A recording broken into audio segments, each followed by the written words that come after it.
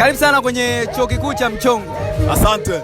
Sawa, kwa mfano ikitokea ukajiunga kwenye Chuo Kikuu cha Mchongo, ni somo gani ambalo wewe ungependa kulisoma?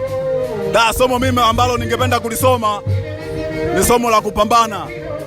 Yaani mimi ningekuwa mpambanaji sana wa kutafuta hela, wa kutunza hela. Na masuala ya kuonga, masuala ya kuchunwa, masuala ya matumizi yote nimeacha 2025.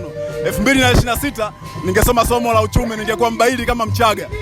Wewe hutaki kuhonga au hutaki kumsaidia mtu ambaye uko naye kwenye mahusiano?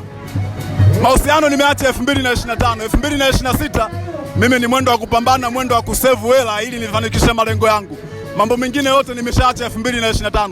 Chuo cha Mchongo kingenisaidia kunifundisha mambo hayo, ningekuwa mbaili na ningekuwa tajiri mkubwa sana duniani. Ungekuwa mbaili? Ningekuwa mbaili kwenye hela, nisingekuwa natumia ovyo na matumizi ya ovyo ovyo yote ningeweka pembeni. Sawa, wewe wanakuita nani hapa?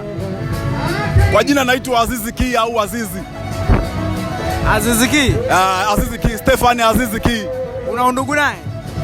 Ni shabiki wake, pia ni mchezaji mwenzake. Sawa bwana, karibu sana kwenye Chuo cha Mchongo. Nakaribia sana, napenda siku moja niingie kwenye Chuo cha Mchongo nifanye kweli. Kujiunga ni buku tu. Hamna shida, nitajiunga na nitakuwa kweli.